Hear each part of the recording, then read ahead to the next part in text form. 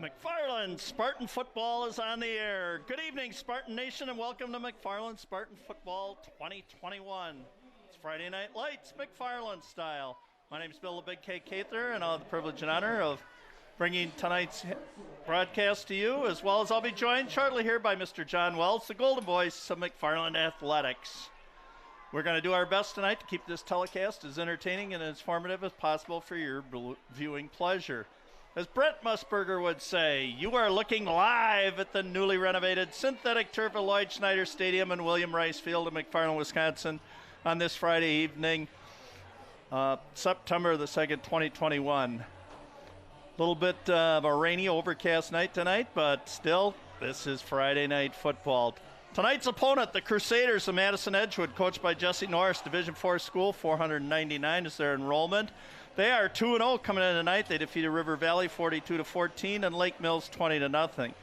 They average rush yards, 138 rushing yards per game, and 280 passing yards per game. For your McFarland Spartans tonight, coached by Mr. Paul Ackley, Division III school, 765 people.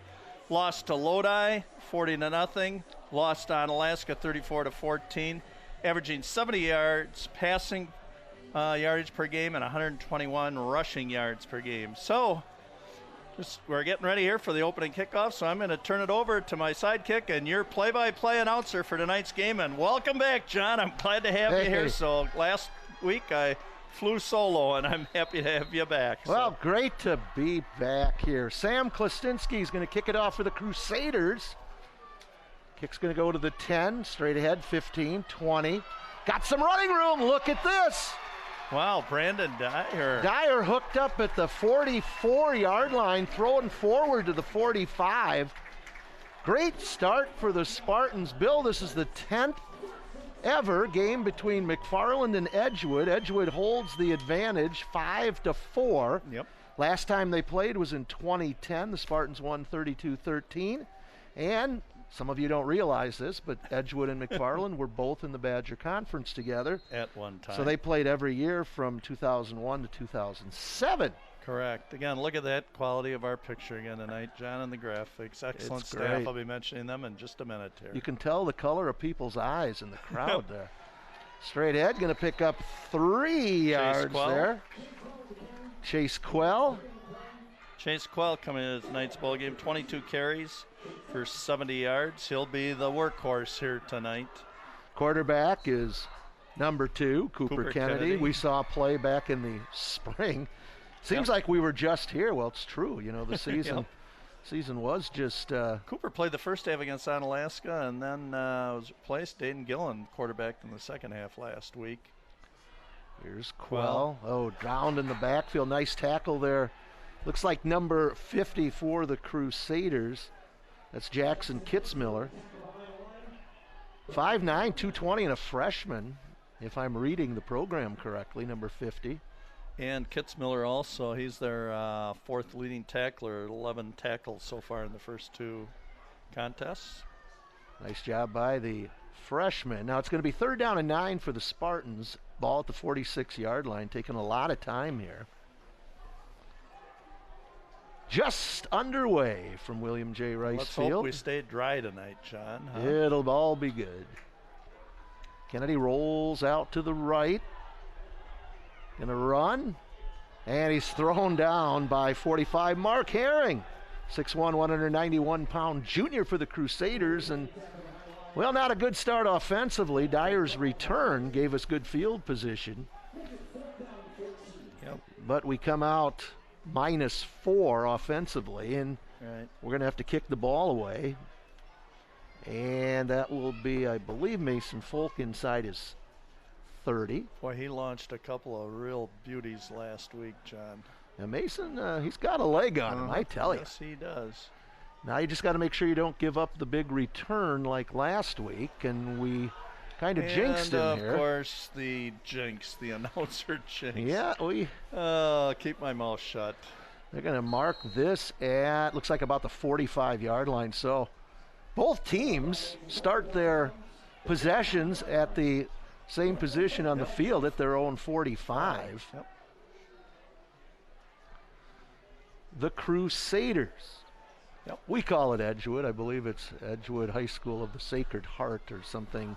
Yep, if you want like to get that. the full name in there. So big number 59 over the ball. That's Andrew Budzinski, 6 foot 215. Yep, 72. Quarterback pass out wide open on the flat. That's number 3. And down the sideline he goes, pushed out inside the 30-yard line. That's Cam Fain. You'll hear his name a lot. Oh, yeah.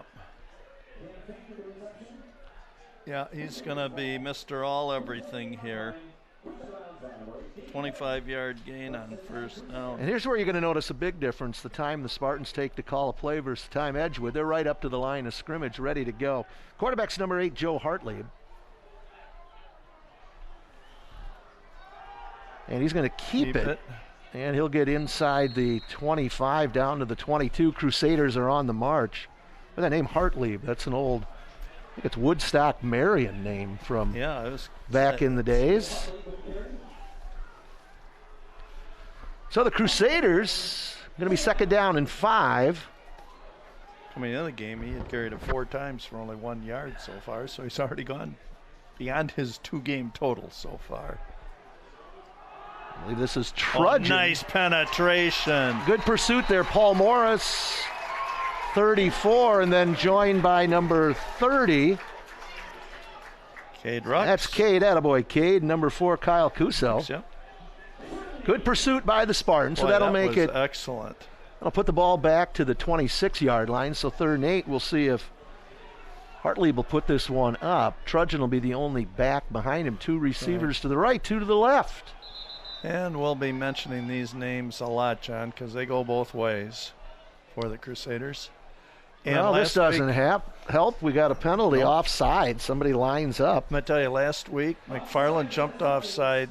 It was 2 or 3 times during the game and gave Onalaska first down. And actually, Onalaska gave a gift back to the Spartans at one point in the first half. So, well, now we go from a 3rd and 8 to a 3rd and 3. Yep.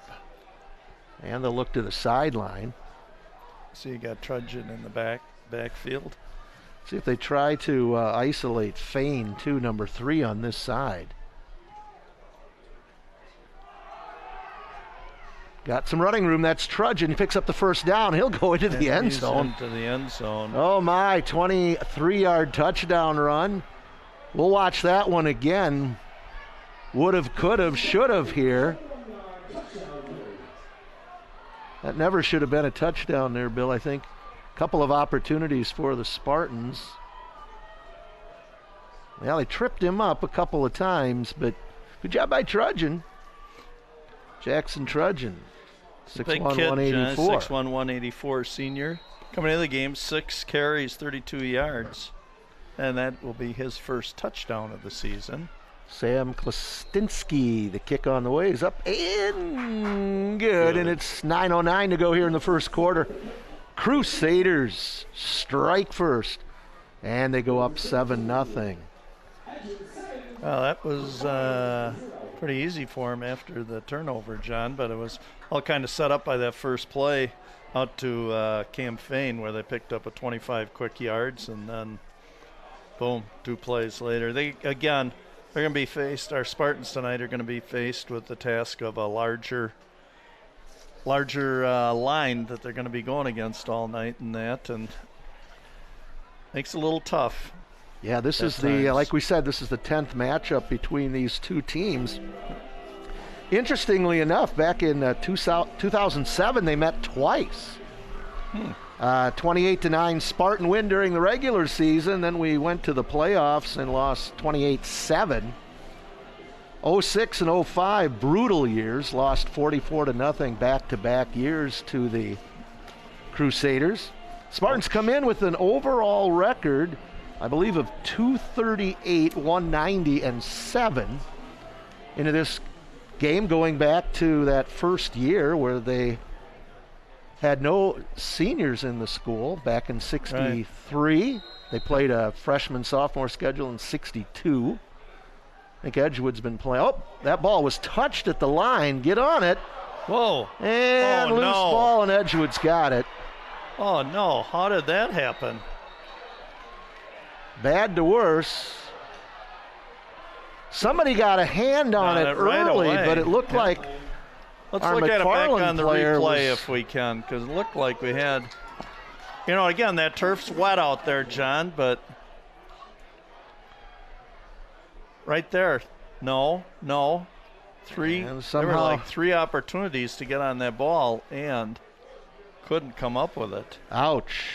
Now we'll see if the Crusaders, Boy, they need to get a big stop here, the Spartans. Otherwise, this could go south really quick here, John. So, all right, let's see. Let's Little go rally around here. different backfield set this time. Trudgeon. Reverse to Trudgeon. Got some room, tripped up, pushed out of bounds at about the 25-yard line. Little trickery there. 8-yard gain for Jackson Trudgeon. Edgewood will be quickly up to the line of scrimmage. That's the type of football I like. Get up the line of scrimmage. You want to know what? Kids love it too, because they get to play more plays rather than standing around and signals and all the other stuff. Crusaders on the march. Thanks again for that replay, guys. I know we're a little rushed here with Edgewood's fast play, but just keep the replays coming. I know our viewers at home love it too. Whoa. That ball was thrown behind the intended receiver. Incomplete. Mark Herring, 6 foot 1 inch, 191 pound junior. He had 4 catches for 77 yards so far this year, but I don't think he was ready for that. Hey, I see my man out there, 65, Miller Raider. He's got those bronze shoes. You can pick out the Miller man there. Yeah. Remember back in 5th grade, I told him they had a stadium in Milwaukee named after him. A park, actually. Yes. All right, here we go. 3rd down and 2 for Edgewood. 4-down territory, no doubt. Straight ahead, 1st down inside the 20 for the 1st down is Herring, I believe. Yeah, number 45, Mark Herring. So far on the year coming into the game, he'd only carried the ball twice for 9 yards, but he had scored 1 touchdown coming in. So yeah, you're just not going to be able to make mistakes tonight against Edgewood, no. who certainly came in here favored. Yes. Yep. 3 to the right. They handled a very good Lake Mills squad last week, John. And nice tackle in the backfield there by Gunter Switzer, number 67. Of course, can't celebrate too long because the Crusaders are up there. That carry was by Abe Thompson, a 6 foot 1 inch, 166 pound junior. So yeah, you're going to see multiple running backs back there: Hartley, Hanson, Herring, Jimenez, Thompson, Trudgeon, Folkers, Fan. You know, and they shut out a pretty good Lake Mills team who in the past has put up a lot of points. Yep. Who beat a good Mineral Point team to open the season. So it's a good Edgewood club. Hartley going to come back. Fain cuts it up, picks and chooses inside the 5, down to around the 3. Cam Fain. And the Spartans on their heels here. Got to dig in. Ball's going to be at the 4, 1st and goal. 7:48 to go here in the 1st quarter. Yeah, like we said, Bill, you just can't make mistakes tonight because. Not just tonight, in any game at this level, John, because, you know, your possessions can be very limited in a game, and you got to treasure each one of them. 1st and goal from the 4. Fain in motion. Hartley. Knocked down. Nice job that time. Nice job. Kyle Cuso knocks it down. Boy, that was big because I can tell you Fain was sitting in the corner of the end zone. He kind of got held up at the line, but he broke free. And with a little more air on that, there was nobody around him. That was a touchdown easily. Again, Edgewood, they've been down for the last few years, but definitely on the upswing here. This nice-looking football team and a lot of young players out there. Yes, so they do. And again, playing schools their own size. Ball dropped. Hartley on it. Nice job by Rux going for that ball. Yeah, Edgewood, I think a lot of people are surprised when they see Edgewood, you know, under 500 now. Right. You know, and playing out of that Badger Conference, just so much smaller than everybody else. Right. And these are teams their own size. McFarland, though, still a couple hundred bigger. than Edgewood, but certainly not the 700-800 larger like they would face in the Badger Conference. Of course, they're in that newly revised Badger Conference for all the other sports. And 3 to the right, 1 to the left. Fein to the left. Hartley forced out of the pocket. Gonna go down in the backfield. Wow, and that could push him out of field goal range, John. Let's see if we can see that one again. I think that was number 56. Zach Stork, I believe, 66. 66, Zach Stork. Right there, it was Kuso who made the play. And then Quell is there. And clean up. 55 also. Now that moves the ball. Austin Bindle. Ball's back to the 24-yard line. It'll be 4th down and 24, 4th and goal. Wow. What a turn of events, John. Not going to see a field goal. Exactly what McFarland needed. Now, don't just give up the big play here. Again, they're going to put Fein to the right, 2 to the left over here, and Edgewood's going to talk it over. It's a big play. You know what I think we're going to see here, John? I think we might see a screen pass. They're going to let that line pour through. They know they've got McFarland all excited right now, and pursuing the quarterback. They're going to let him pound through and maybe look to get that ball to Fein or Trudgeon and out in an open area and see what they can do with it, because they've had success in the open areas. Let me just quick mention our staff here tonight. We have the Queen, Stephanie Miller, heading the broadcast tonight. We have, jeepers, I just lost my sheet, but I'm going to go through with it anyways.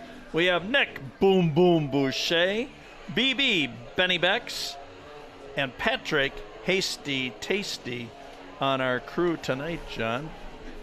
And again, just what an excellent job that our staff does here. Wonder and if Andrew we could, Day, the bearded wonder. Wonder if we could get a shot of the officials out there. We could get a camera shot of them. Hey, tell you what, I'm right take now. That back, John. Andrew Day is not with us tonight. He's probably putting together more production on his Andrew Day party mix. He's probably working on that production. So it's just the Queen, Stephanie Miller, Nick Boom Boom Boucher, BB Benny Becks, and Patrick Hasty Tasty. So again, our officials, we're running short of officials, and teams have had to move games to Thursday night because of that. So great to have crew out here today. 4th down and goal from the 24-yard line for the Crusaders. Bill's calling for a screen pass. Here we go, again forced out of the pocket, going to air it up, got a receiver, touchdown. Touchdown. Trudgeon. Well, just right a one-on-one. Blair Wood. Well, Blair Wood's 5'7", 145. Trudgeon is 6'1", 184. So that size differential just basically threw it up, and Blair Wood didn't get his head turned around. And so the 24-yard touchdown pass with 5:40 to go here in the first quarter. That puts the Crusaders up 13-0, scoring on a 4th and goal from the 24-yard line. That hurts. So Klestinski will be in to attempt the extra point. Good snap. Ball is placed. Kick is up, and it is good. So 14-0 our score here with 5:40 to go in the first quarter. Backbreaker there for the Spartans. You go from 1st and goal from the 4. You force them into a 4th and goal from the 24, and they simply isolate the receiver, and it's a jump ball, and it's a touchdown for Edgewood. So they're up 2 scores here. Right. John, I'm going to mention right now my little announcement. McFarland Cable TV Channel 982 is a function of the Village of McFarland and is producing high school sports as a result of a community survey and fan interest indicating viewers like you at home, as well as fans in attendance, desire this type of programming. I encourage you to inform your village officials by way of an email, a phone call, how much you enjoy these high-quality productions. The positive efforts of our McFarland youth deserves to be recognized in all forms of media. The State Journal, the Thistle, Cable Channel 982 on your website, YouTube, McFarland Cable. So once again, thanks for your support. And again, I just want to run down how we can view these games.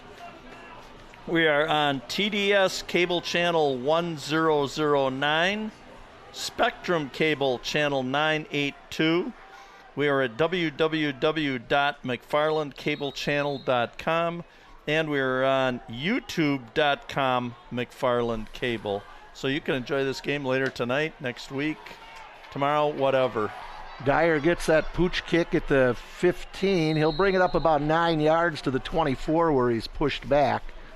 Thought Edgewood might go with that squibber again, but this time they pooch it. And it's kind of popped up over here, so a 9-yard return for Dyer. Spartans will put it in play.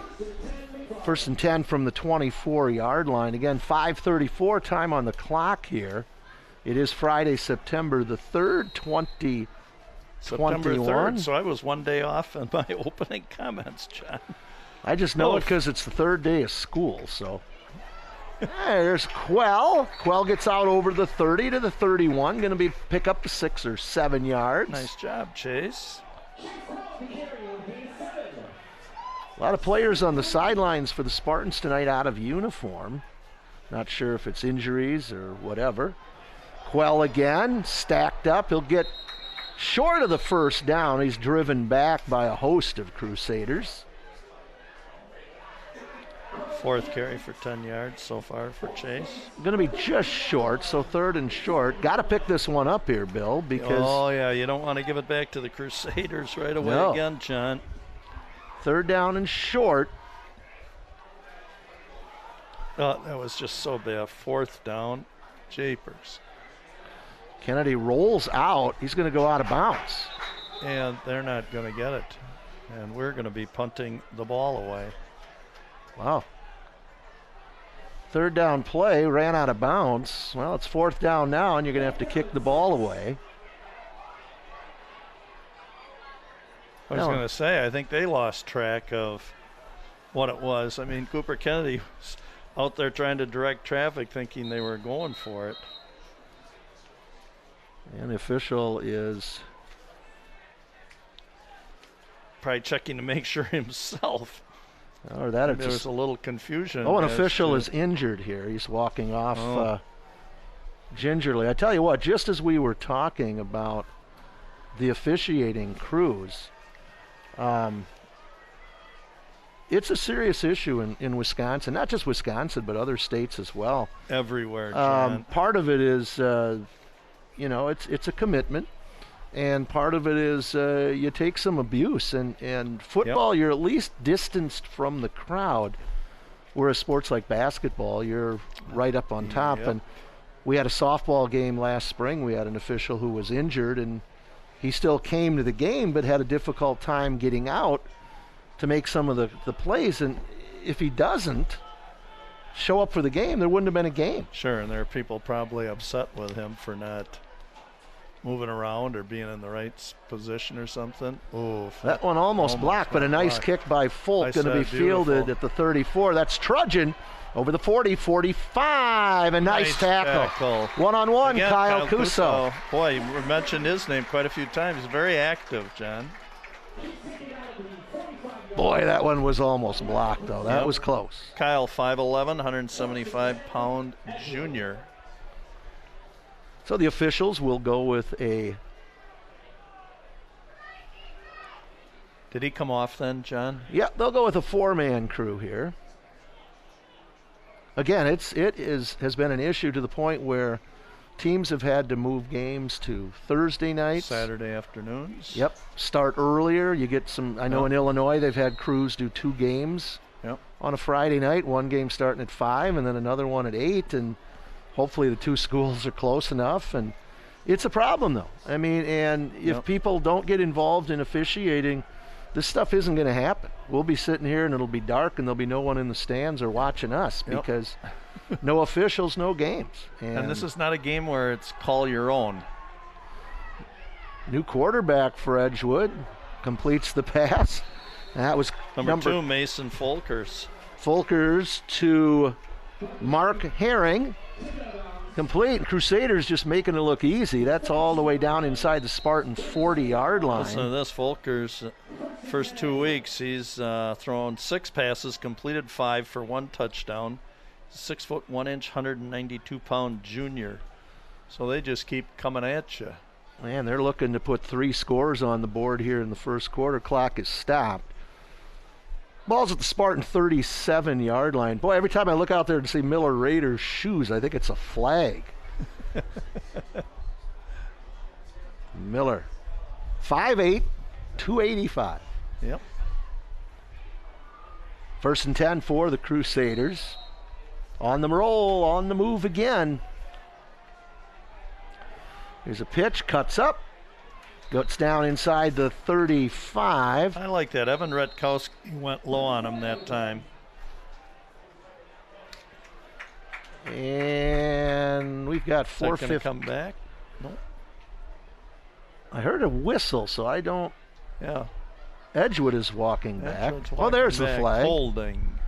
Okay, our first penalty of the game. We see the flag right there. Good camera shot. You can see it. I wasn't sure if it was the flag or if it was Raiders' shoes. Yeah. That flag, you could even read the label on the side of it. A good camera work. We've got the best camera work here. This is fun, and we've always said this, Bill. You and I have the easiest job. We just sit and talk. Yep. And all the real work is going on behind us, and I wish we could get a camera on that. And Stephanie Miller, Benny Becks, Patrick Hasty Tasty, and Nick Boom Boom Boucher. Bill, the doing ball. A wonderful job, John. Ball goes back to the 49 of Edgewood, so 1st and 22. God, I mean, that's just crystal clear, isn't it, this picture? It's as good as anything you can see on national TV. Oh, early start, trudging. Got a little bit of a jump. We call it a false start and track. So Edgewood, now kind of their own worst enemy. Yeah. That'll walk it back 5, and it'll be 1st and 27. But you score a touchdown. That's right. You score a touchdown on a 4th and goal from the 24. Hey, good crowd tonight over there from Edgewood. Boy, yes, I would say so. They are packed in. Not a lot of bleacher seats over on that side, but they're packed in pretty tightly there. Yeah. And Spartan crowd, good student section again tonight. And 59, Andrew Budzinski over the ball for the Crusaders. Fain cuts it back. Gonna make something out of this one. Looks like dangerous. Big hit there right on the sideline. Drilled out of bounds by number 55, and that is Austin Bindle. Cam Fain came into the game six carries for 143 yards and 2 touchdowns in the first 2 games, John. He is a definite threat. Bill, you must have some stories from back in the day playing tennis against Edgewood, didn't you? Going to West, played, you were... we never played against Edgewood. However, Really? I did coach Edgewood boys tennis team for a couple of years. Well, look at that. Back I didn't know that. when I was in college, yep. That's going to go in the Cather trivia book. Oh, yeah. Quarterback going to keep this one. Gets in. Okay. Corralled down Nice there. Tackle. Believe that is number 8. That's Dayton Gillen. Boy, we have not called Dayton's name. No, we tonight. haven't. Ball at the 41, so it's going to bring up 3rd down and 14. There's that Edgewood. Well, I got a lot of connects here, don't I? Palmyra, we started teaching. We got my son in Broadhead. We got... I'm thinking there was a connection to Clinton. Was there a connection to Clinton, Wisconsin? Well, Clinton, that's where I grew up. That's where I was born. Spartans got to take a timeout. They had too many players on the field.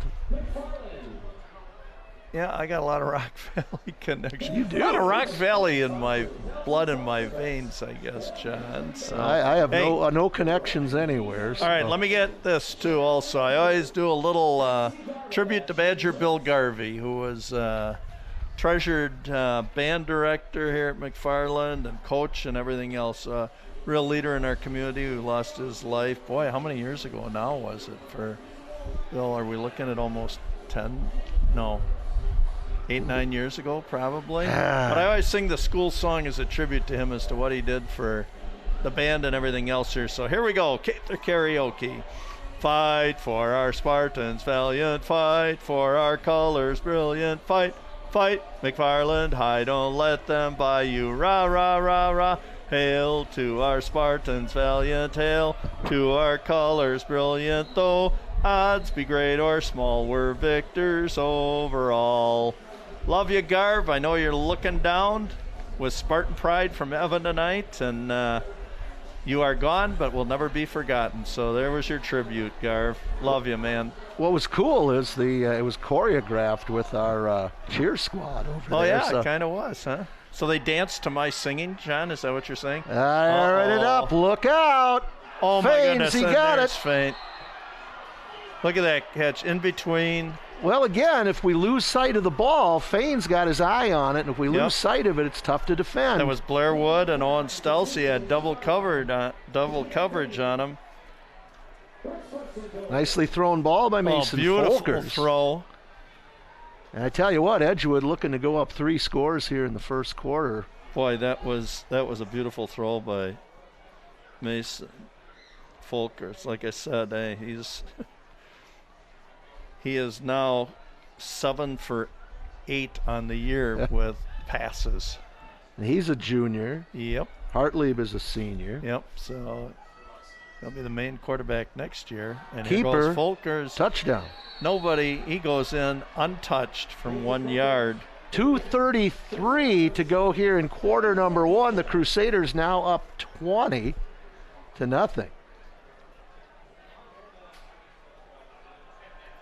Well, we knew coming in this was going to be a tough task here for the Spartans, but all right.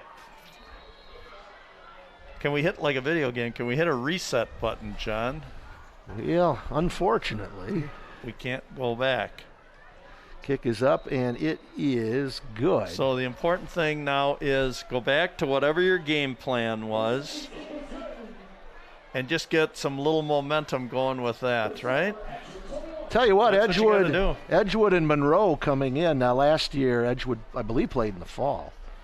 I think they did also. Yeah, and Monroe, those 2 schools coming out of the Badger, probably going to be the top 2 teams in the Monroe is, Rock Valley. Yep, from looking at their first 2 games, they're pretty tough. That was the game, Bill. We got more comments from Monroe people than we've ever gotten for any other game. Yep. All right, let me give you also our upcoming games. Next Friday night, the Spartans are at home again for our 3rd straight home game against East Troy.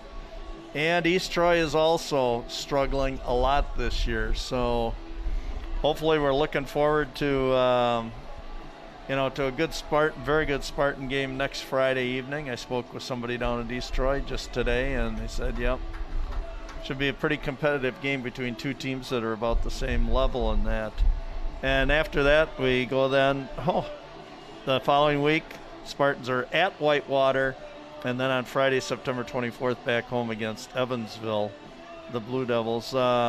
The East Troy and Whitewater, Edgerton games, those will be competitive games for us. Yep. Evansville, pretty solid. Jefferson, always solid. Yep, And we got them here also.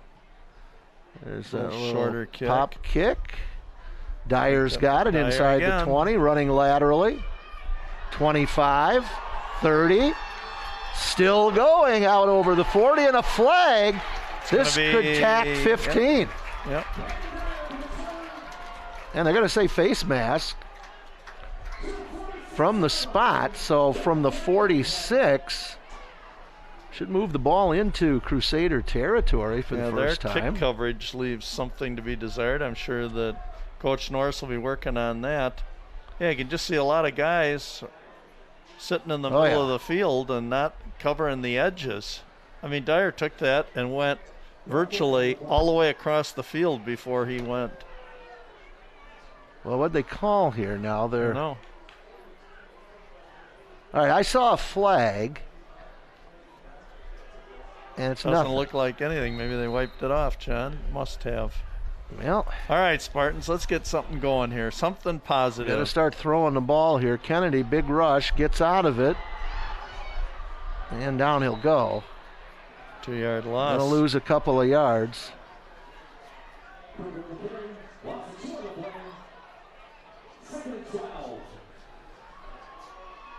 So 2nd down and 12 coming up here. Offense really just not able to get much going at all. And I'll tell you what, A lot of that comes from, I can tell you, Cooper Kennedy has he's thrown 6 interceptions so far, and I'm sure he's maybe a little gun shy about, forcing that ball in, which it naturally would be. Gillen will go in motion. Little inside handoff to Gillen. Not going to have much room, and down he goes inside the 40. Good pursuit by number 14, Leo Koenig. 5'9", 150-pound junior. Yeah, really struggling now offensively, Bill. Yep. And all this does is just give more and more momentum to a team like Edgewood, too, to just keep coming at you. And again, look at the numbers out there. I mean, you got Trudgeon out there who plays so much. I mean, a lot of their top players, I think, are going both ways here. Well, it's a big difference from what we saw 5 months ago. Yes, for sure. From the Spartans here 4 months ago or whatever it was. And okay, let's see if we can get a big play here. 3rd and 17. Kennedy just not much time, and no. Edgewood calling for grounding there, and nothing going. Well, the incomplete pass. Because they're going to say that his arm got hit on that. So 4th down. Again, I'm going to say, as far as when they're just pounding into your line like that, little screen pass, little draw. Game's getting won and lost at the line of scrimmage here. Yeah, really. Again, and that's been a challenge for the Spartans against Onalaska. They're coming, Bill. Here they come. They're coming. They're coming. Yeah, they might have come a little quick here, or they draw it. That's going to be Spartans jumped. Yeah, as they saw that wave of white jerseys coming their way. Yeah, I tell you what, Bill, it seems like this first quarter has gone on forever. 54 seconds still to go. We're about 35 minutes into this. Yep. Oh, my. Well, their Spartans went way back and running up to the line of scrimmage. They almost got the punt last time, so they're coming. Here they come. High snap. Gets it away. Pops it up. I'm going to tell you, another good boot. Inside the 30. Here comes the return. Oh, nice tackle. Leveled. Paul Morris. Nice job. Wonderful job. See, that's what the Spartans, you have to take things like that and build off from it, right, John? Paul, one of the more versatile players. I believe last season he wore number 70 at times. 6 foot, 190-pound junior. Nice tackle by Paul. Tough kid out there. You need those. You don't win football games. You need those tough, hard-nosed kids, and Paul's one of them. And Trudgeon getting up pretty slow after that tackle. 43 seconds to go in the first quarter. Edgewood will take over the ball just inside their 40-yard line, and it appears that our quarterback is it another change? It might be. They also have used Ben Hansen. Nope, Hartlieb. And, that's incomplete. Boy, that could have been a pick 6 there for Devin Culp. Yep. Or, if he would have pulled the ball down, I can tell you, Cam Fain was going to be running free down the right sideline. Again, Crusaders up 21-0. Friday, September the 3rd, 2021. Bill Cather, John Wells with you. And a couple of 100 Spartan fans in front of us. Yep. Here we go. 22, the ball carrier. Now spins forward, picks up 5. That's Abe Thompson. I think Abe might have been the one that we thought had the face mask earlier, but could be. His second carry for 6 yards. 52 for the Spartans. Austin Miller, 6'2", 250. In for Miller Raider. There's a look at that Edgewood group. Get on the line, 70. Suggesting that the officials talk with him and have him change out of those shoes so they don't get confused with penalty flags. Hey, it's like a marker out there for us. Hey, the first quarter. The first quarter runs out, and the Spartans, not good news.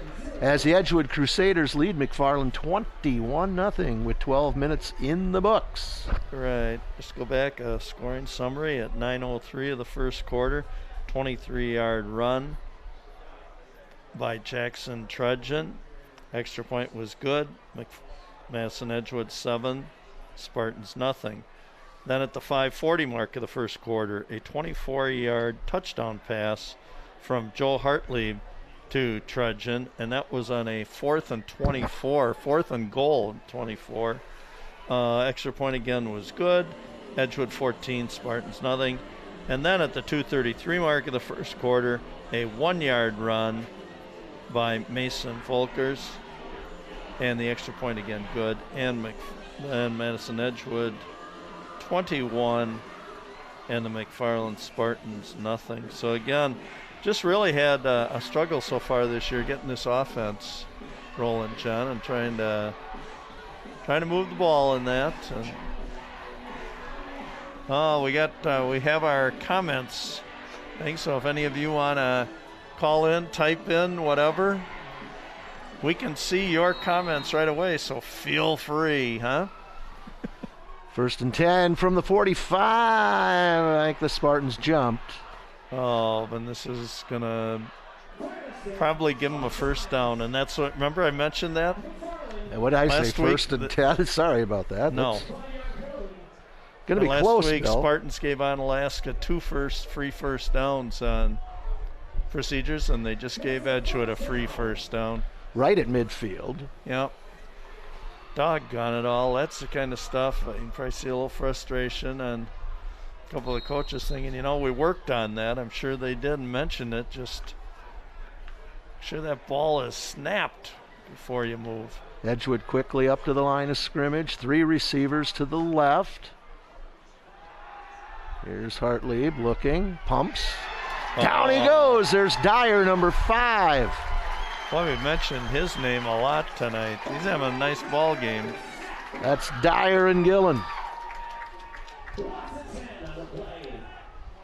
It seems, though, that every time Edgewood goes back, then they get a big play coming back the other direction. So almost works against the Spartans. Need to get a little consistency here on defense. 2nd and 20. Yep. Ball at the 40. They need to get to the Spartan 40. And they've been able to do that so far. Shut them down right here again. No punts yet for Edgewood. Hartlieb out of the backfield. There's Trudgeon, cuts it up. Down he goes at the 44-yard line. Dyer there. Good coverage. Among others. They get 4 yards back, so going to be 3rd down and 16, just underway here in the second quarter. Big stop here. Let's get a stop. Force Edgewood to punt the ball away. Yep, maybe the second quarter. Turn it around here, John. A lot of football left here tonight. There is. And it's high school. You never know what's going to happen. 3rd down 16 for the Crusaders. Single back is Trudgeon. Hartlieb airs it out. Almost intercepted by Paul Morris. Paul's like, boy, this was too easy. Yeah. And there it was. Kind of right to him, and he jumped up and just popped out of his hands. And he probably kind of surprised it came right to him. Well, that's positive right there, John. Right there. Something to build on. Now we'll force Edgewood to punt the ball away for the first time. Nice job by Paul Morris. Edgewood punter will be back near his 30. Oh, nice kick. Bobbled, oh boy. Down he goes. That could have been bad. Yep. That was Gillen. But Dayton hung on to it. And the Spartans will take over at about the 25-yard line. So 1st and 10 for McFarland. Quickly up to the line of scrimmage. That would have been disastrous, wouldn't it? Yeah, that could have been the bobble and return there. Yeah. Yep. All right, let's get something going offensively, Spartans.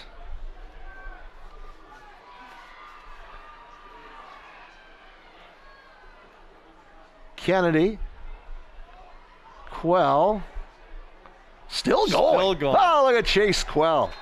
Chase, I called him last week the locomotive, John. I mean, he just, Yeah, he got pulled back at the last minute. And he is, I don't know if that was a knee.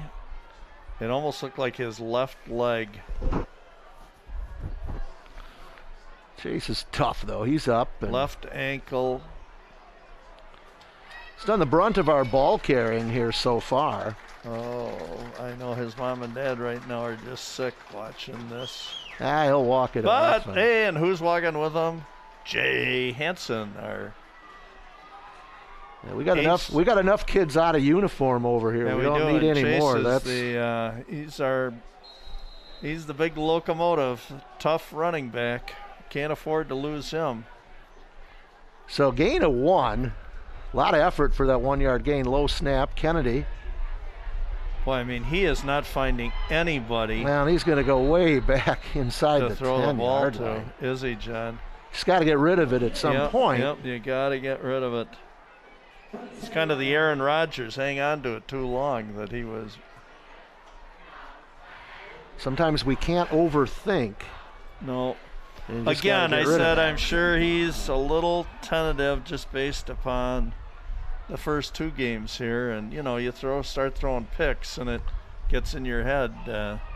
Start worrying about it. Well, we got to pull one out of the bag of tricks here right now. 3rd down and 25. The ball is at the 10. We're going the wrong way here. Got to get out to the 35 to pick up that first down. 9:07 or nearing the 9-minute mark to go here in the first half.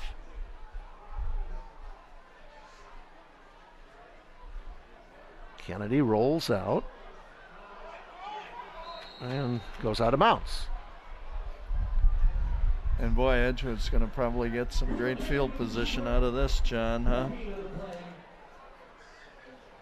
So no gain. That'll bring up 4th down and 25. And we have to hope for a good boot here and maybe a little break. Maybe Edgewood could cough up this punt, huh, John? Mason's going to be kicking at Mason Folk from his own end and they're zone. Not going to come after him. My high goodness. Snap. Mason's got it. Good kick. Nice job. Fair catch. Fair catch at the 46, and we make contact, and there's the flag. Yeah. Well, that's why they have the fair catch rule. So, yeah.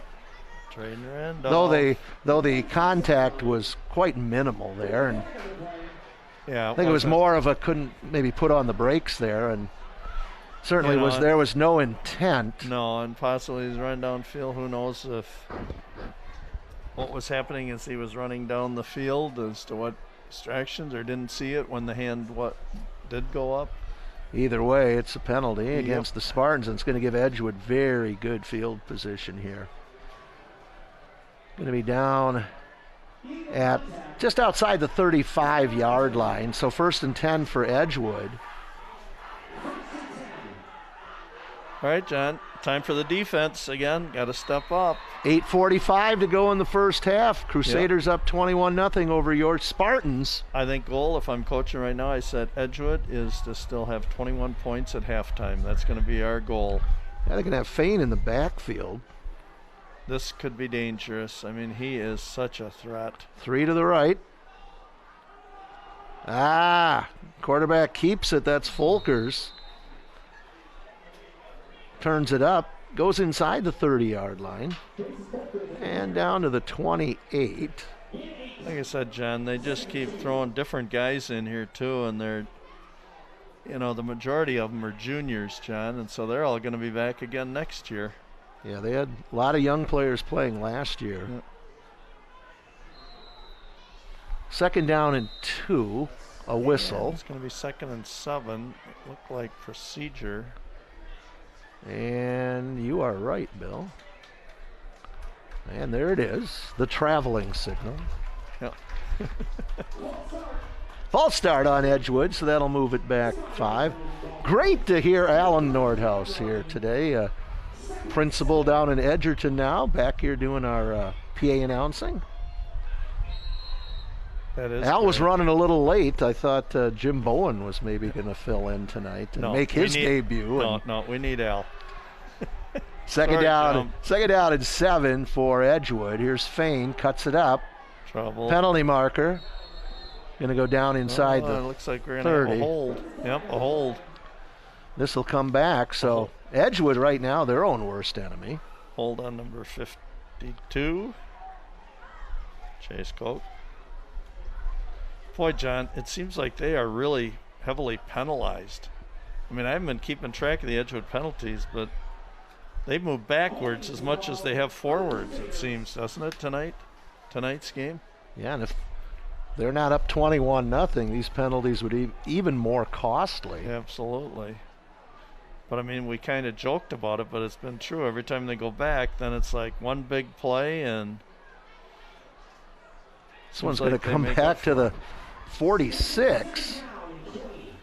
So second down and 20 for Edgewood. I always love all the signals that come from the sidelines. And you want to know, some of it's so interesting because a lot of those are just distractions. They don't mean anything. It was the team that was holding up like a NASCAR sign and Skittles and all this stuff. And just a distraction, and they got one person that's... Quarterback, Folkers rolls out, got a receiver, complete, that's Fain. Pushed forward inside the 35, near the 33. Going to pick up about 13. Yep. Now we'll call it 12. We'll call it a gain of a dozen, so third down and 8 for Edgewood.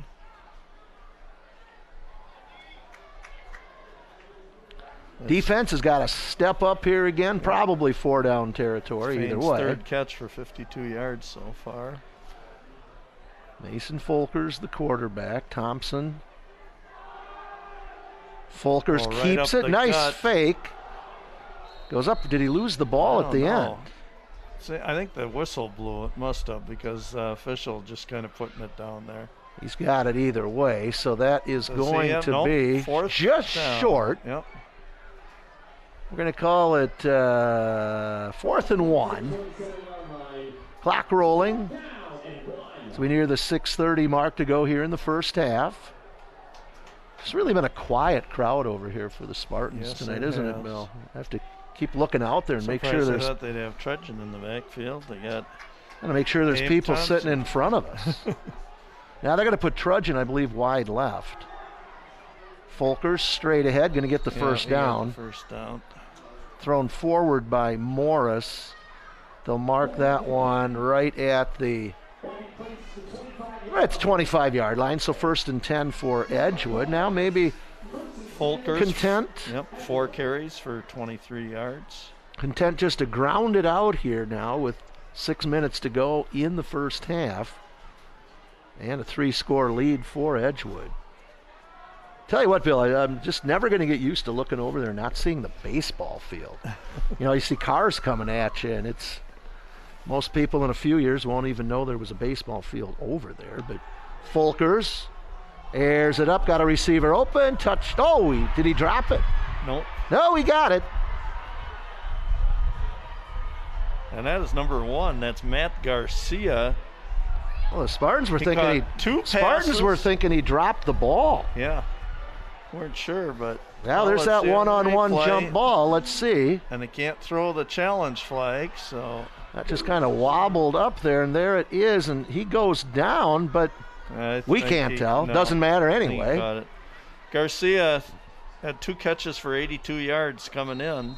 6'2", 187-pound junior. 25-yard touchdown pass. Good snap, ball place. And the kick is good. 28-0 following Sam Klastinski. Extra point.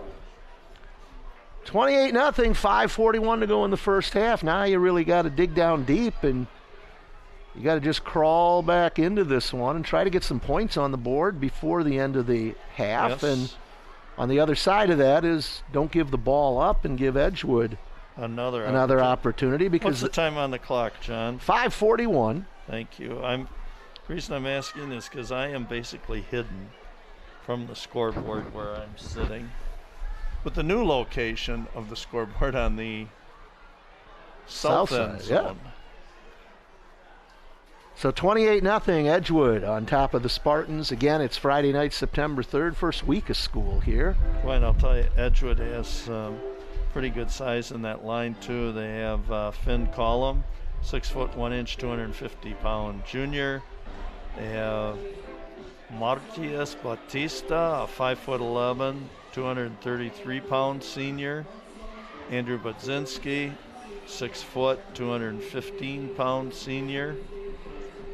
Who else have we seen in there? Chase Koch, 6'3", 209-pound senior.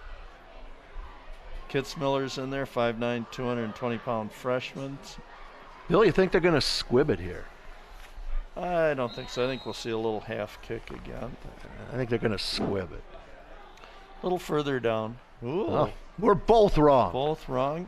And out of bounds it goes. And a break for the Spartans. Yeah, that was like a shot on the green there that just rolls off. And give John, the Spartans. I wish I could do that with my golf game nowadays. I can't hit the green and have it roll off. It just... That ball had some trajectory there, left though. Or way right. Yeah, it did. Should bring it out to, what, 35? 35-yard line, correct. Spartans will put it in play 1st and 10. Yep. Come on, Spartans, let's get something going here offensively. Yeah, let's get the crowd into this game, huh, John? Bill, do we have any best here? Do we have any first downs? Oof, that's a good question. I'm trying to think if we do. Of course, our computerized stat program went out on us, so we're doing the old. So I'm sorry, I'm having to do this all manually tonight. So you're getting we're back to pen, pencil, and paper again tonight. Back to my high school days of calculating all the batting averages in the slow pitch leagues by hand. Yep. But you know what? It was okay. Didn't know any differently. Here's a pitch back to Gillen. Dayton, good. Dayton's going to get something. He's going to make some lemonade out of that. Problem is Dayton had to run about 20 yards to pick up a yard. Right. He got lucky that he wasn't hit far back. Both teams with 2 timeouts, Bill. Yep. See if Edgewood looks to maybe try to stop the clock. Clock is stopped right now with 5:33 to go in the first half. Well, I wouldn't be surprised if they do. You know, you go up 35, you've got the... Yep. We'll give a shout out here. The O'Connor family says, go Spartans. So thank you, O'Connor family, for tuning in and sending in a little comment. We appreciate it. Straight ahead. And gets out to just shy of the 40-yard line. Is that Travis Zadra? Travis Zadra. Travis Zadra. Wait, Travis. Yep, he's carried the ball 14 times for 40 yards in the first 2 games. Third down and 5. Ball is at the 40. Spartans, hey, they're quickly up to the line of scrimmage here. Let's keep this drive going. Travis, a 5'11", 165-pound sophomore. And looking. All right. Number 9, Chase Quell back in the game, John. And the handoff to Chase. Is he going to pick up the first nice down? One-on-one tackle there by Trudgeon. Pulls him down over the 40, and they're going to be short. Yep.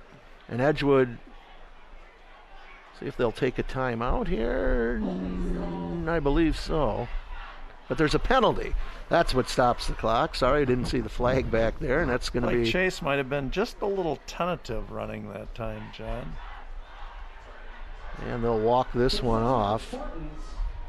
Look at the size, again, of this Edgewood line.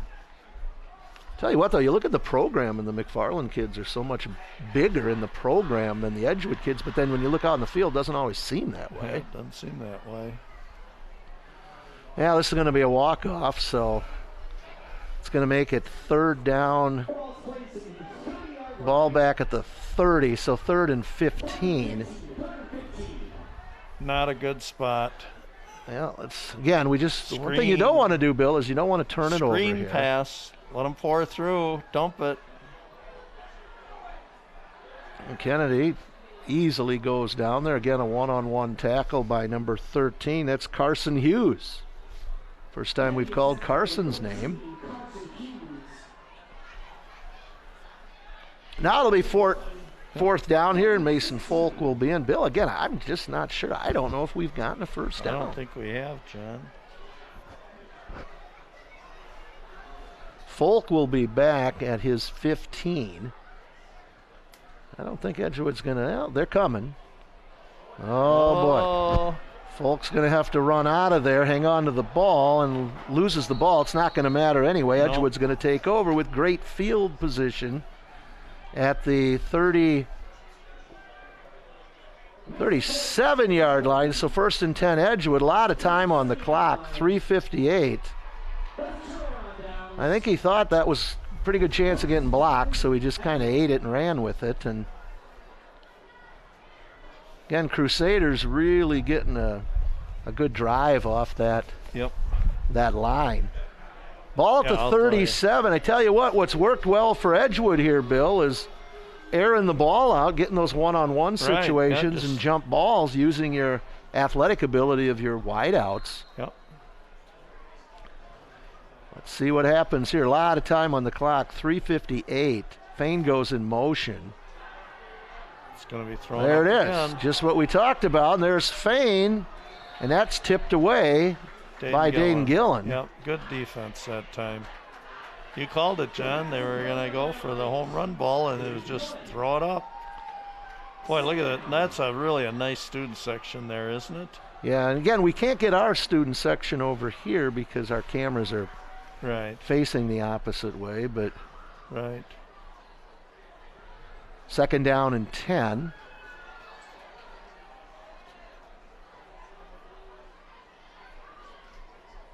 Hartlieb and Thompson in the backfield. Pitch it out here. Trudgeon cuts it up, missed tackle. Keeps going, down the sidelines, into the end zone, touchdown. Well, maybe not. No. Oh, they're going to say he's just short. We're going to call it a gain of 36 and a half. It's going to make it 1st and goal. Wrong call by me, but again, the missed tackle. You're like the guy when I'm playing with guys and they say, "Oh, great putt," and then it just goes over the lip of the cup and doesn't go in. And you want to say, let it go in first before you say something, right? Yeah, the missed tackles and players slipping. Yeah. Well, we don't know how much, if there's moisture on that field. Yeah, doesn't seem to bother. No, Edgewood. Much, does it? Thompson walks into the end zone. Touchdown. Edgewood now goes up 34-0. Right up. They got 1 yard. 3:38 time on the clock in the first half. And Edgewood just taking it to the Spartans here. Time, John? 3:38. Thank you very much. So again, Sam Klastinski is a junior. 4 out of 4 so far, going for the 5 out of 5, and plenty of leg on that one, and it's good. 3:38 to go here. It's 35-0 Edgewood, and it is just dead silent on this side of the field, Bill. Yeah, I tell you, this is when the kids need more encouragement. And absolutely, John. Typically, I've been around here long enough. You don't see it when you get behind, and that's when they need it. Absolutely. I'll tell you, in my 42 years of coaching, this is where the real challenge comes in, I mean, anybody can be a good coach and have a lot of fun in that when you're winning or you're big or something like that, but this is where you really show, and I think this is where you can really have an impact on the kids and your team, because whatever you do in this situation is going to carry over to the practice field next week and for future games in that. You got to show that you have faith in your kids and say that, hey, you want to know, especially when you're playing against this level of competition that they have the last 3 weeks, what can you learn from the opponents also by what you see them do? As a defensive back, what are you seeing these ends do when they come out in the patterns they run in? What can you learn from just really paying attention to their footwork and stuff like that, which can make you better there. And the line, same thing. I don't care what position you're in, but oftentimes learn. And even the guys sitting on the sideline, don't just sit on the sidelines and be talking and chatting and saying, oh, this game's over or something. No.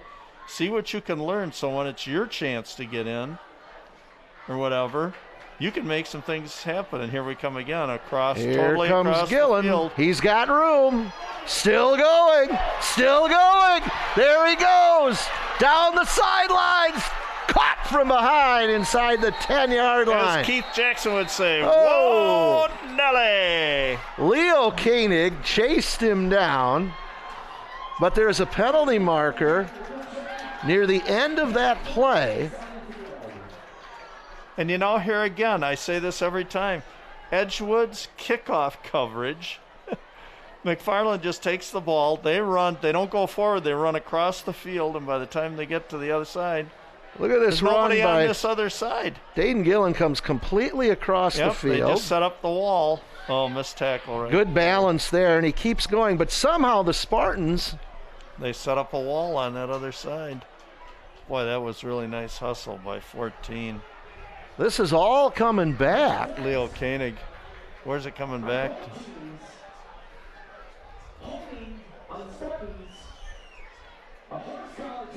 So we have a hold against the Spartans and a horse collar tackle on Edgewood, which offset each other.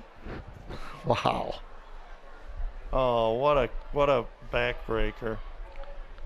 Dayton, I tell you what, we said this, Bill, in the spring, that some of Dayton Gillen's best plays were plays that didn't wind up being touchdowns or long runs because there would be a penalty that would bring it back. Yeah, some of those highlight right. films. Yep. My goodness, Dayton that was an incredible return. Oh, and last week he played quarterback in the second half last week. And it was I think the second series of the second half. He took off on a long touchdown scamper himself. I mean, it was highlight reel material. I mean, Well, now we got to erase the whole thing and pretend it never happened because they're going to kick the ball off again. Wow. Oh, my. Boy, Dayton went about 80-some yards, and when you count the yardage laterally. I know, when you go laterally. He had to go about 130 yards on that. Yep. Of course, statistically, that's not the case, but now they're going to kick it off at the 40. Let's see if they go back again, long. McFarland just sets up that wall on the opposite side of the field. Let's see if. Yeah, here we go. Yeah. Dyer's got it. Watch out. They're tackling for the ball there. He gets out to the 38, 39-yard line. We've really had some good. Let's look at a positive, and a positive is our kickoff returns. I mean, we've had, 6 opportunities here, and every one has been very good so far, John. Yeah. So let's look at a positive. All right, 3:20 to go here in the first half. It's been a marathon half here. Yes, of course, we've had 5 touchdowns. Yep. At least a dozen penalties called. All right, Cooper. They're coming. Yeah, nice look at that. Nice little run there straight ahead for Zadra. Gets out near midfield. Could it be a first down? Oh, it's going to be just shy. No, it's going to be a first down, I believe. Hold on. We've got confusion on the sidelines. Now they're waving it forward, so it is a first down. Quell's maybe going to get a yard or 2. Yeah, the sticks on the sideline. I don't know if they. I don't think they moved, did they? They did late. Look I love that sportsmanship right there. That's Jerry Herbst over there. Jerry's not happy because that wasn't communicated well to them. So I saw that sportsmanship. There was Dayton Gillen helping a defensive lineman up off the ground from Edgewood that time. I said, I'm going to point out any form of sportsmanship like that. I think that's just wonderful. Bill, we drew praise from Monroe fans last year when we pointed things out like that in a number of cases. And absolutely. And we're going to know, we're old school. We'll admit that. We're not going to analyze and tell you. I'm not talking up some kid that's going to sit out there and smack talk and do all the antics, look at me and hey, all this other stuff. No. And we're not gonna talk about this type of block or that type of route or whatever, because we're just gonna talk about what we see and what's going on and what you can't see. Positive for kids, right, John? Sometimes you get analysts on games and nobody knows what the heck they're talking about. Right. And it's like the golf instructor. Another golf analogy by Bill Cather here, but it's like the golf instructor that gives you 20 things to think about when they're trying to teach you how to hit a golf ball. No. Trying to read what the official is telling Paul Ackley. I think he asked if Spartan Pizza was open after the game. I'm not sure. Or else he was inquiring, asking him if he would like some Andrew Day party mix at halftime. We jest, of course, here, but, hey, it's 35-0. We gotta have a little levity in the broadcast, right? We want some points here, so come on, let's go, Spartans. 2nd down and 7. Handoff coming this way, turns it up, nice run. Drilled out of bounds. Nice job there by Devin Culp, number 11. And that'll move the ball to the 43-yard line, so it'll be 3rd down and 2. All right, big play. Let's get it right here, Spartans. Keep this drive going. 4 down territory with 1:55 to go here in the first half, a lengthy first half.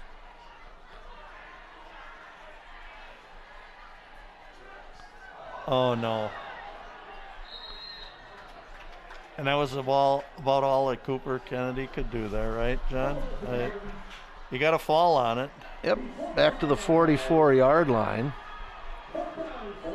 Now it's 4th. Well, we were saying 4 down territory, but might as well go for it at this point. Yeah, it doesn't matter now.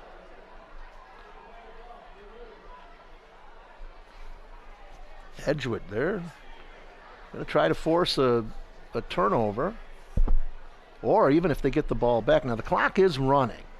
Yeah, I'm sure the Spartans don't want to leave, in case they don't pick this up, they don't need to leave Edgewood. Now they're going to run the time down and call timeout, and that's what they do.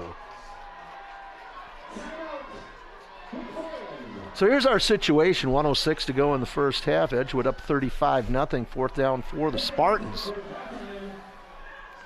Good chance Edgewood's going to get the ball back here. Not halftime yet, though. Yep. We are going to also at halftime. You will on your screen be able to see, there will be no volume, but you'll be able to see the McFarland dance team. John and I will be stepping out, taking a little break here, get a little, try a little Zero Gatorade, finish up my popcorn, which is dinner tonight for me. And kind of gather ourselves and hope the Spartans kind of refresh and maybe come out and do a couple positive things here. John, and especially if I'm looking at this, if I'm a senior out there, I'm going, listen, I've got like 7 more times to do this in my whole high school career and that. And I'm going to go out and I'm going to play my tail off. For those that maybe haven't played a lot or something, they're going to go out and say, hey, I'm going to be noticed in this second half. Well, it's one of those sports. I'm going to go out and do something positive. It's one of those sports where once your high school days are done, you rarely throw on a football uniform again. Right, yep. Now Spartans are going to go for it here. A little trickery. Double reverse. Gillen airs it up. Almost caught there by Culp. I love it. Now that's great play call. I love that. Dayton Gillen threw a pretty darn good ball there. He did after a couple of throws he had last week, which were a little on the questionable side.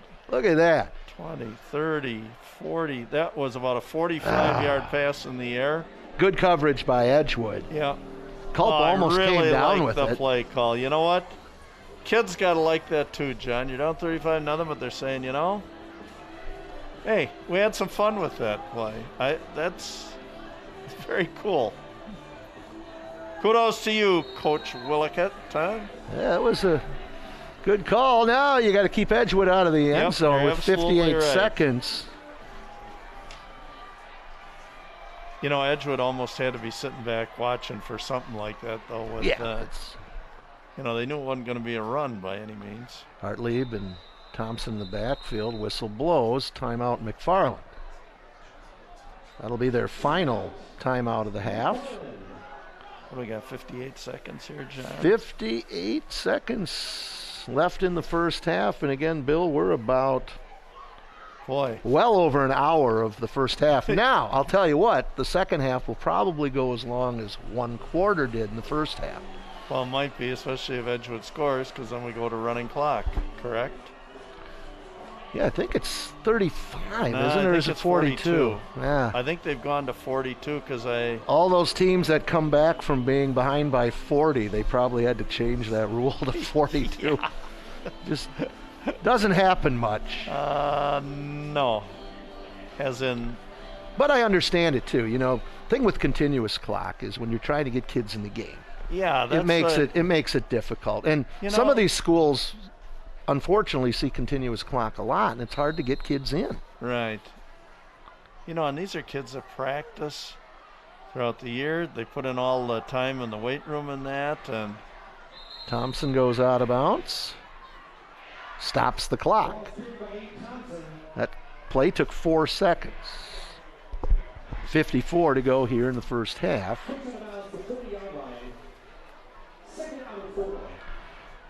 So 2nd down and 4 for the Crusaders. Yep, like to see that you can get everybody an opportunity if you can. You know, in games like this, I love to see it. Coach Ackley on the field, still trying to be positive, pump his kids up there. I like to see that rather than just sitting on the sideline in that. Gotta keep encouraging kids. There goes Thompson again to the outside. Outside, cuts it up, 35, inside the 30, and out of bounds. Out of bounds and stopping the clock. A good 1-minute offense here for Edgewood. They've gotten the clock stopped twice. Ball now at the 29-yard line. Thompson 4 carries unofficially for 20 yards so far in the first half. So Bill, 46 seconds on the clock. 1st and 10. Thompson, there he goes. Spins forward. Down near the 20-yard line.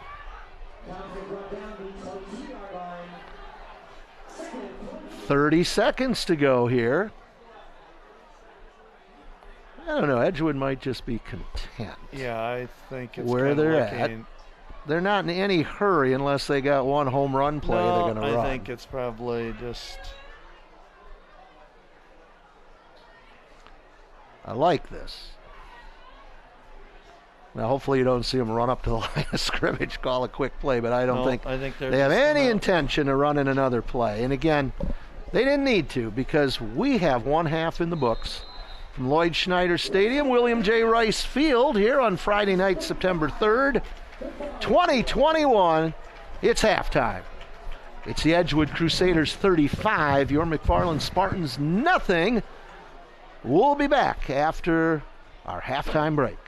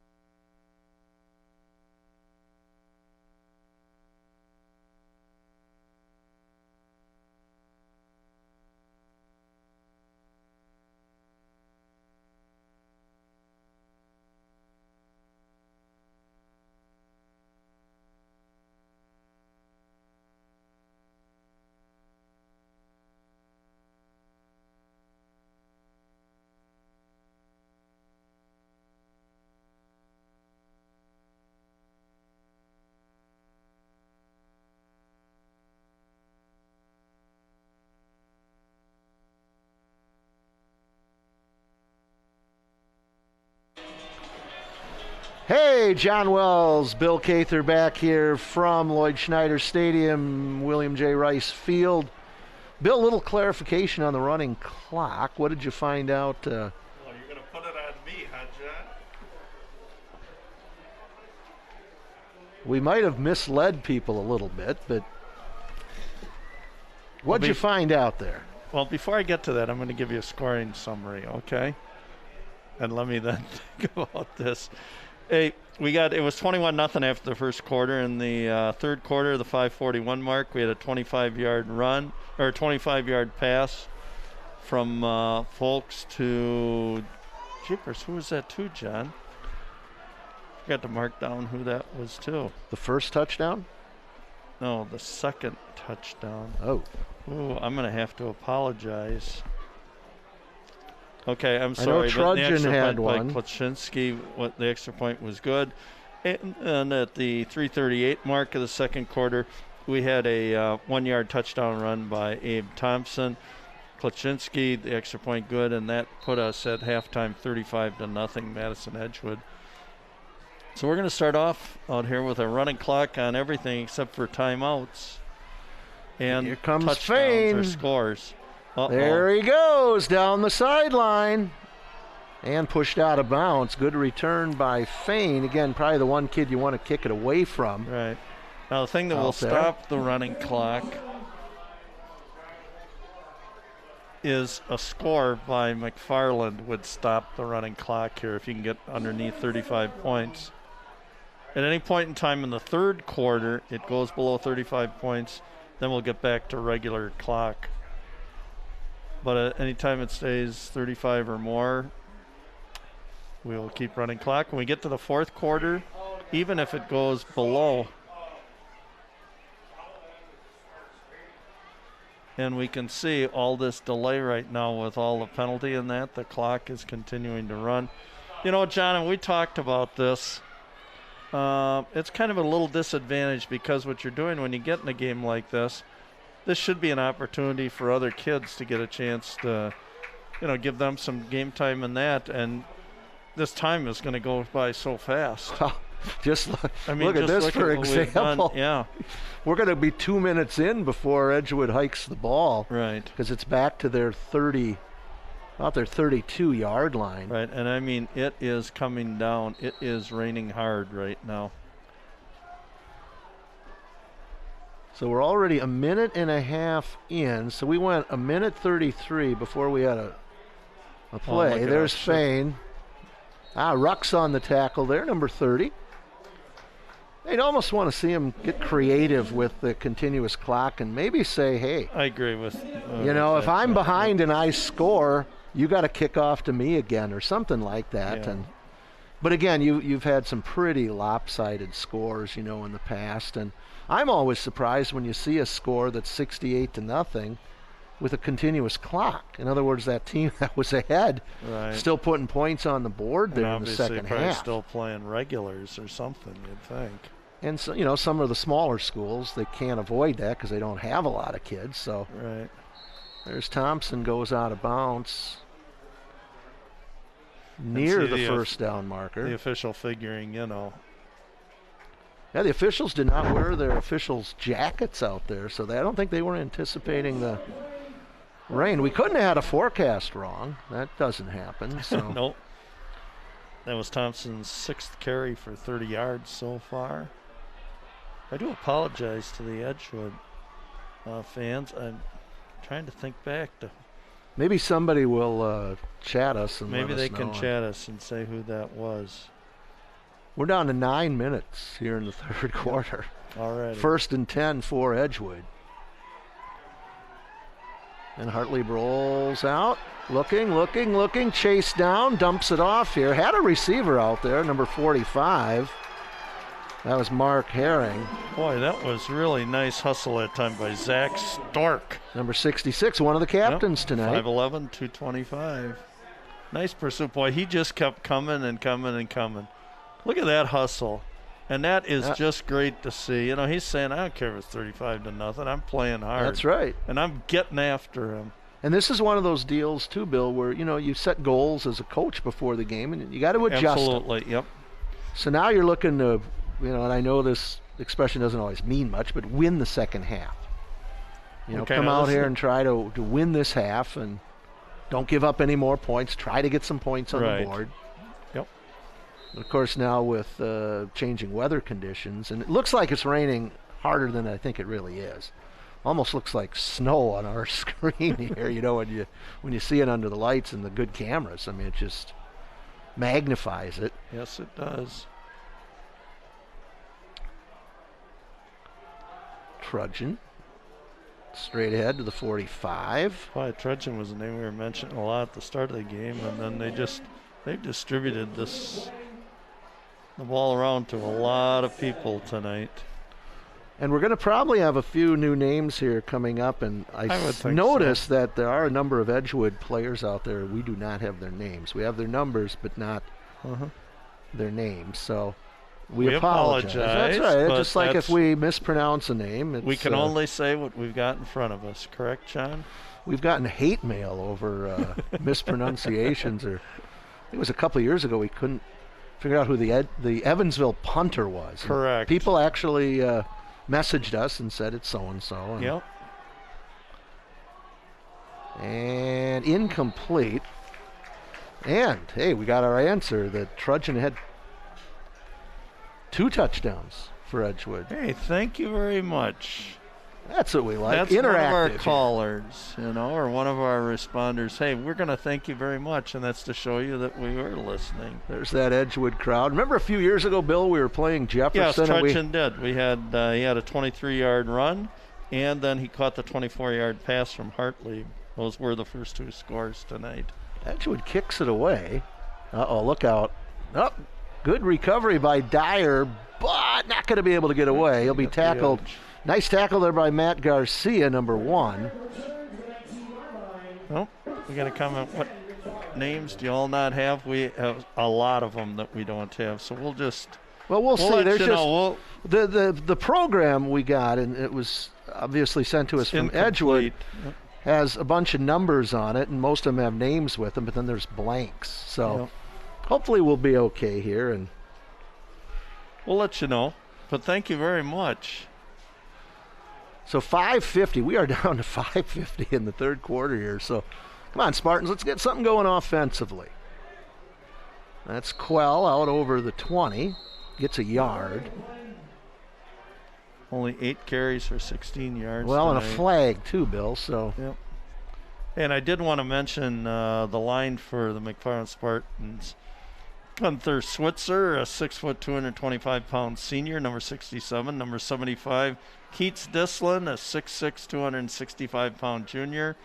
Number 52, Austin Miller, 6'2", 250-pound senior. Number 55, Austin Bindle, a 6', 195-pound junior.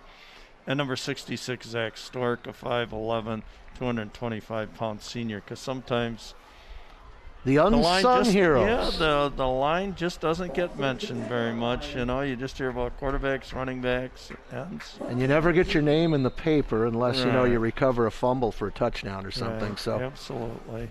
10-yard penalty against the Spartans, so it'll be 1st and 20. Low snap. That's been a problem tonight. Protection. Kennedy, and Gillen may have slipped and then make that turn and wasn't able to recover. So I wonder on a night like tonight too, obviously wear probably different shoes, John, do you think, to play on a wet turf? I'm not sure. I don't know. I've gone to some small high school games, and my goodness, sometimes they don't mow the grass before a game, and right. I mean, it really slows the game down a little bit because kids just don't get their footing. And absolutely, footing should be pretty good out here, rain or snow or sleet or whatever it might be. So 2nd down and 20. Spartan's taking a lot of time. Oh no. A little volleyball tap there. I'm not quite sure why. A simple handoff might have been just as easy. So now it's 3rd down and 20. I'm not quite Yeah, sure. That wasn't a real good exchange there. Hey, again, I'm going to give a shout out to people that are commenting in that, and some of you from Edgewood and that. We greatly appreciate you tuning into this telecast here tonight. And John Wells, play-by-play. This is so good. Last week's game I did by myself, and I can tell you that's a stretch when you have to do all the stats and everything else and play-by-play. So I hope you're enjoying. John is our golden voice of McFarland Athletics, and my name is Bill Cather. I'm just kind of along for the ride, but I like to keep you abreast with unofficial stats as we go along, as well as a little conversation mate here for John. And we get involved with some little stories and get sidetracked once in a while, but I said we not only keep this telecast informative, but also entertaining at times. Yeah, and since we've got some Edgewood fans, I can say absolutely. I broadcast a game that Chris Swettler was a football coach in and a basketball coach when he was at Stockton, Illinois, back in 1986. And I will tell you. I think he was out of bounds. No, they're going to call it a catch. Dyer. Maybe about 1 yard short. Yeah, going to be. So 4th down and 1. Yeah, Chris has been at Edgewood for a long time, but after UW Platteville, he went to Stockton, Illinois. The Blackhawks, they had a tremendous football program, and I covered some of their games in 1986 and some of the basketball games, and then I went back and got my teaching degree, so that was kind of short-lived. So it's fun to be able to get out here and still announce. So Travis Sadra going to get the first down out over the 30-yard line, but we got a holding call. Even though it's a continuous clock, they're still going to call penalties, and unfortunately that does get that time rolling. So, and my Chris Swettler story would be, John, that we grew up in the same neighborhood as kids. Both of you are West grads. No. Did Chris go? Because he's younger. Well, everybody's younger than me. That's what they tell me around McFarland here. Everybody's younger than Cather, but nope, he grew up in a house right next to Dana Hills Golf Course. And I lived 3 houses up on Charles Lane growing up. We never really had a lot to do for some reason that we got together, but great family. And you were a West grad, right? I was a West grad, correct. But we do have it was in the same Midvale Heights neighborhood that we grew up in. And, of course, I connect some with Chris, obviously, back when I was doing a little tennis coaching, plus also when Brett was playing basketball. Chris got to know my son Brett pretty well on the basketball floor, needing to defense him different ways and that. So I had some good, excellent games against him. So trudging on the return, nice tackle there, tripped him up, is Paul Morris. And I see another flag. A flag. And when you have a running clock. Bill, are we getting close to 20 penalties? Gotta be. I would think so. And John, this will take care of the third quarter. And that's a penalty against Edgewood. Boy, that was quick. Well, your actual clock time is your actual elapsed real time. And see, this is where I kind of hate to say it, but I don't like to see this because you're really cheating some of these other kids have an opportunity to get some playing time here. You know, at 35-0, you think, okay, we're going to filter in some of the other kids and, you know, give them an opportunity. And doggone all, they deserve some playing time here on Friday nights. You know, they're on the practice field every night after school. They're in the weight room in the off season working out and that. Give them an opportunity to play.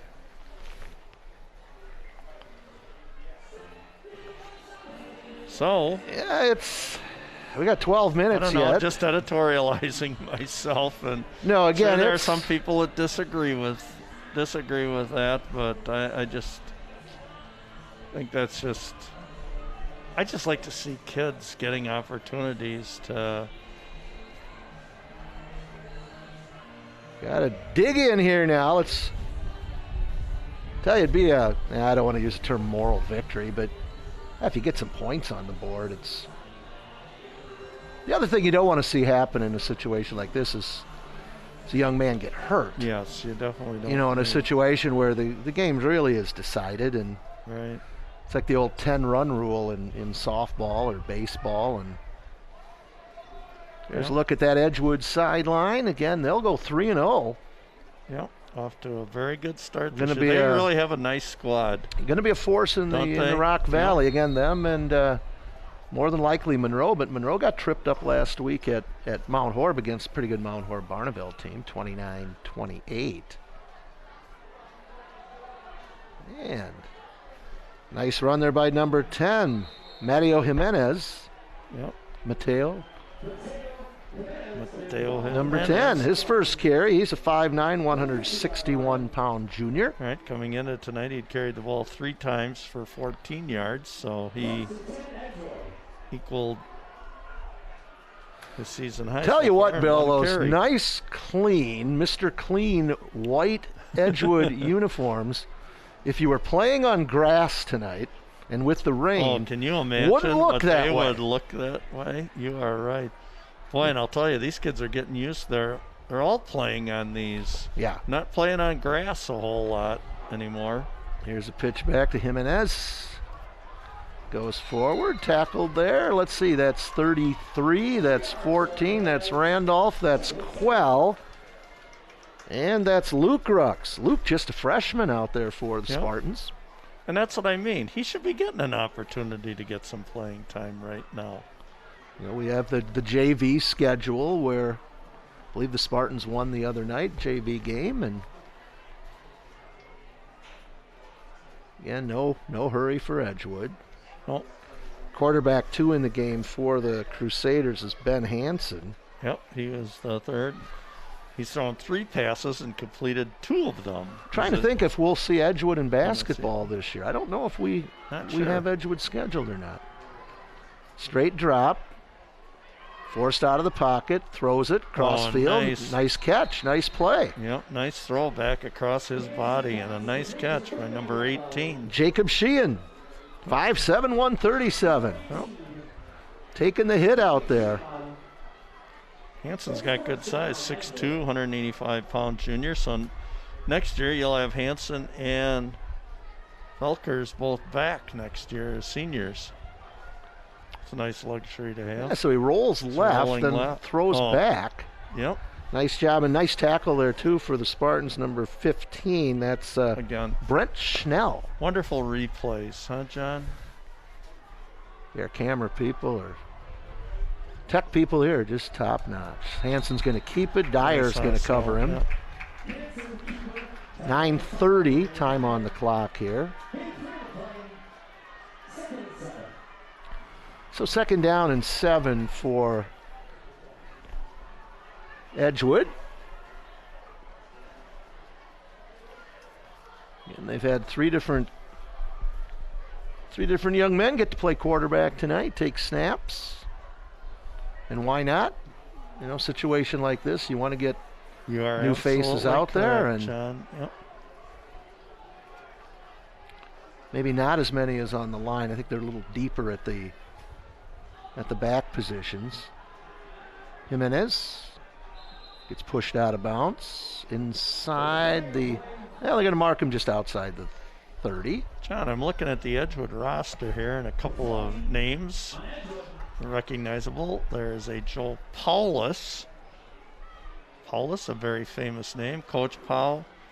Boy, he was just a wonderful human being. Lost his life this last year, I believe. Top tennis player like you in the world for years and years and years. That's because you stopped playing. Otherwise, you would have been right up there. Yeah. He was just a wonderful person. That there's Donovan Nettlekoff.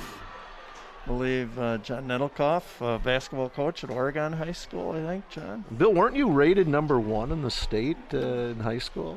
Well, John. Or close? We don't have enough time for me to talk about all my. Close. Weren't you? I think you were number 1. 1966. Yes, I was, John. And to bring up another name was Another Edgewood name, Moshkow. There's a Sam Moshkow. 6 foot, 175 pounds, sophomore, number 24. Deep tradition at Edgewood. Oh, yeah. Tell you what, it's... Yeah, the Moshkow family, a very nice family. Well, the girl was just, Wisconsin Basketball Player of the Year here a couple of years ago. She went out to Stanford, and now she came back to Wisconsin. She's a Badger now. I had a Moshkow on my tennis team when I was Edgewood back in the... Yeah, you see those familiar names. That early 70s and that. Yeah. Good kids, good families. Both sides, McFarland and Edgewood. So Hansen forced out of the pocket. Boy, nice pass. Throwing that ball across his body. He likes to roll out to the left, doesn't he, John? Isaac Thalen, 6'6", 190, makes the catch. Takes the ball all the way down inside the Spartan 25-yard line to, call it the 22-yard line. Again, 6:25 on the clock and rolling. He is a big target. Looks like you're picking up some drips off the roof here for our camera there. All of a sudden, some big drop comes by and high snap, juggles it, got a receiver open, complete. Down the sidelines he goes, drops the ball, and rolls into the end zone. Touchback. I think he went out of bounds and came back in too. It's not going to be a touchdown. That's a touchback. Fumbled into Weston the end zone. Hafer, number 7. I think the recovery went out of bounds and came back on the field. Let's see. Well, it's a penalty either way. See, that rolls in. Well, maybe not. But I think his foot was out, so. Don't know. You can't fumble a ball into the end zone. But there was a penalty, so they'll bring it back anyway. So. Would have been fun to see how they would have called that.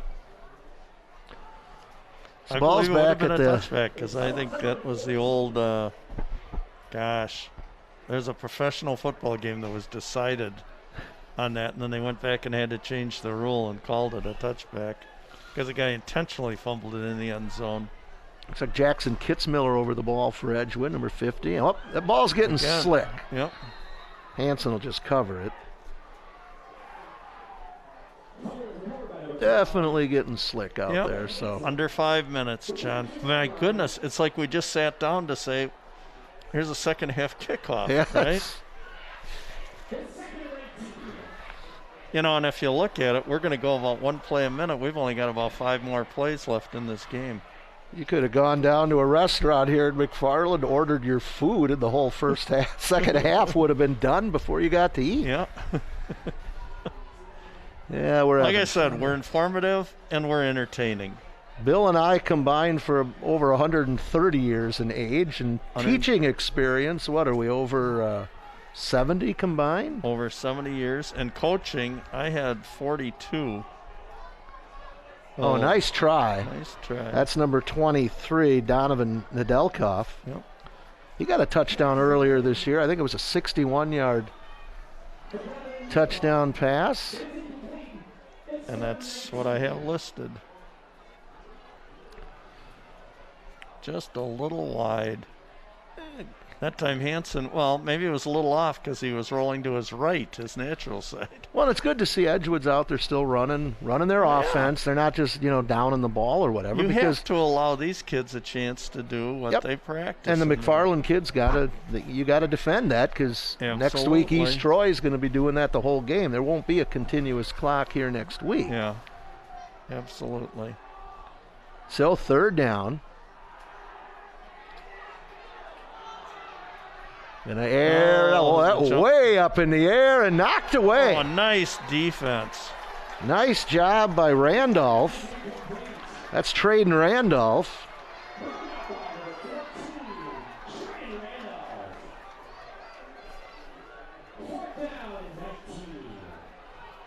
So 4th down and 19. We've seen almost this scenario. Well, he before, aired this one out. That one as high as it did long. And nice defense there. Yeah, because again, that was Thielens, who's 6'6".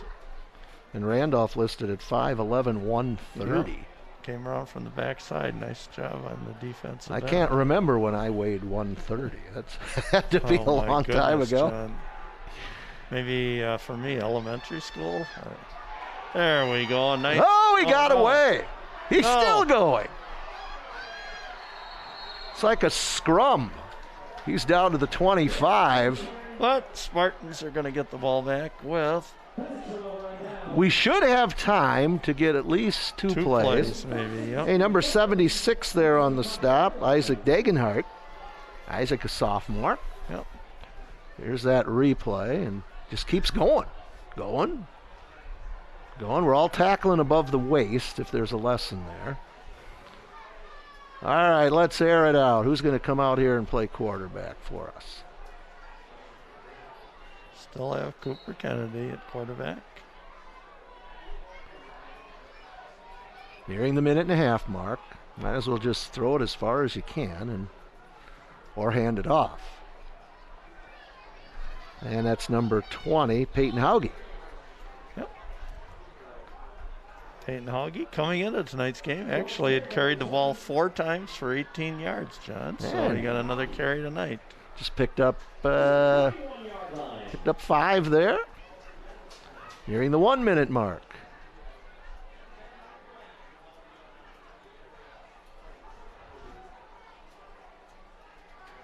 And that Zadra pulled forward, gets a couple extra yards. Going to be real close to a first down. We're going to get one more play in, John?